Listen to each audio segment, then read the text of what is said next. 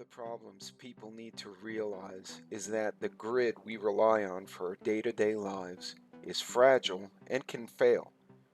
Have you thought about this? Let's talk about things we need to think about if the grid goes down.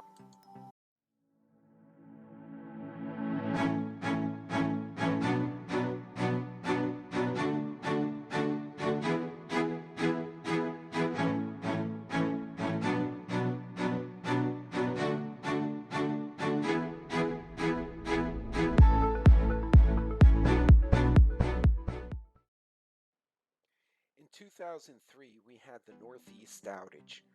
The grid went down and took out cities like New York City, parts of Chicago, and Toronto. Not only that, in 2021, an abrupt freeze knocked out wind, oil and gas, and solar in Texas. The only thing these two had in common was they were both unintentional. In one case, it was erratic weather. In the other case, it was a down power line that caused cascading failures. But imagine if all these types of power were deliberately knocked down by a hacker, for instance, or a catastrophic incident, like a CME, or for instance, another cascading failure. Then what? What do we expect then? So let's discuss and let's think about what to expect. Keep in mind it doesn't have to be a flood. Flood, tornado, a hack, a natural event of some other type can take out the power grid and can leave traffic snarled, mass transit down, and everybody trying to get home or get to their loved ones without the streets working the right way. Not only would the lights be out and the streets clogged, but then you're also considering you may be dealing with something like a flood to add and compound to the situation.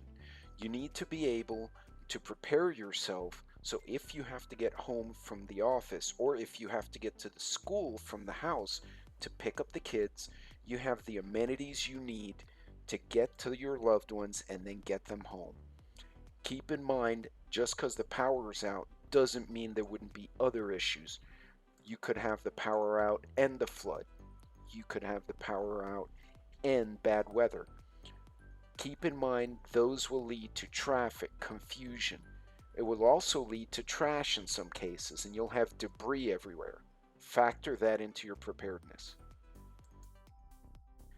Keep in mind, once the power goes out, how are people going to get home? Folks are going to require a way to get home. You're going to have traffic jam. People are going to be on foot, especially if mass transit goes down. Even if the street lights are on, you're going to have millions of people who did not bring their car to work. They're going to have to find a way. In order to control this, law enforcement will have to come out in force. They'll have to shut down and maintain a level of order and control that people may not be used to. Folks may not like being told what to do, and it may cause civil unrest. So you can see the power going out can create compounding problems for a lot of folks.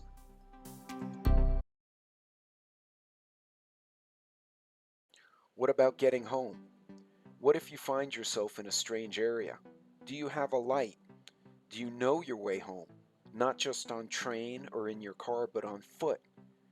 What you don't want to do is wind up in a strange building overnight or an abandoned place because you don't know how to get back.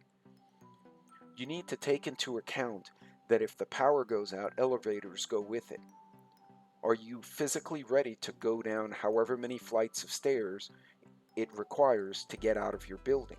And once you're out of your building, where do you go? Where do you seek shelter? What if the weather's still bad and you have to hide somewhere? These are all things you need to consider when you're trying to make your way home in a grid outage. Keep in mind, you're going to need a flashlight. You're going to need some basic things. Although you may not need a gas mask like this young man in the video, you'll definitely need to figure out a way to get home. It's important for you to think of these things in advance. Also, make sure your vehicle is fueled up. If you don't fuel up your vehicle and you don't maintain it, you're not going to be able to get gas if the grid takes a dive. You're also going to want to consider alternative ways to get home. This fellow here has a scooter. Not the best way to get home, but not a terrible way either. Having alternative ways to get back to your residence is a good idea. Also, keep in mind, even if you have something like a bike, like this young lady, you may not be able to make it home in the same amount of time. Where will you seek shelter?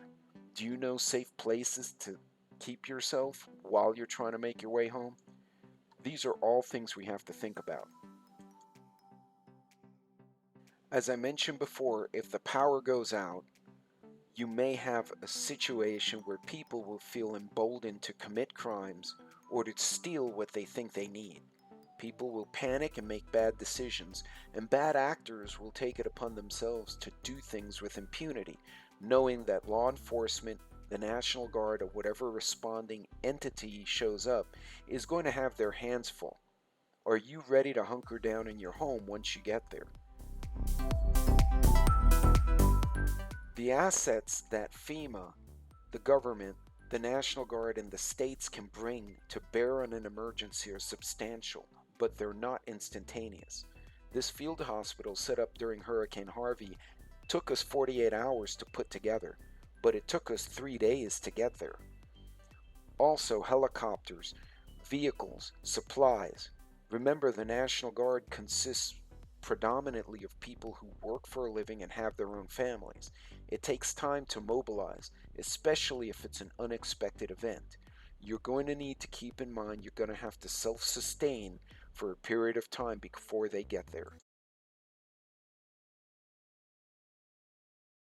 So, what should you do? The first thing I would recommend is to go through what you have in your house. What do you use day to day? What do you need? How much do you actually have? Can you survive right now on a 3 day weekend with no power? After that, go to the store and purchase what you think you might need. Inventory and be cautious as to what you spend, what you buy, and how you store it. Instead of hoarding, systemically inventory and fill your pantry with what you think you'll need. Now, while everything is working, is a great time to work with friends and family to stockpile and make emergency boxes for yourself, for your friends and family, so that you are ready to deal with whatever may come. Having basic first aid supplies and everyday carry items from flashlights to utility knives to compasses can be handy. I highly recommend, if you can, start dehydrating and storing your own food. Learn to can. Learn to save food in a form that will not require refrigeration in the event you lose power and your freezer and refrigerator food get compromised. Think ahead. Remember, it may be necessary for you to defend your home. A lot of people purchase firearms for the first time. Make sure you train with anyone in your circle and also train with a competent instructor. If it gets ugly, you need to know what to do without hurting the ones you love. Also, while you're training, learn how to make yourself a get-home bag. I make some videos, as have a lot of other creators, on different spins on a bag to get you home. This should have the basic amenities, flashlight, maybe a change of clothes, food, a poncho or rain gear, some equipment that will make your life easier if you have to walk home from downtown. Keep in mind it could be 6, 7, 8 hours on foot. While you're learning, make sure to see if you can take a first aid or CPR class. Learning the basics of this kind of first aid can not only help you in an emergency, a blackout, or any kind of grid down, but it can also help people day to day when things are normal if someone cuts themselves or gets another injury while at work or going about their day. And remember, lastly, this doesn't have to be a scary subject. You can teach all of these skills spending time with your kids and your loved ones while camping, hiking, or doing outdoor activities. You can make great memories while teaching the ones you love the skills they need. God bless. Take care. We'll see you later.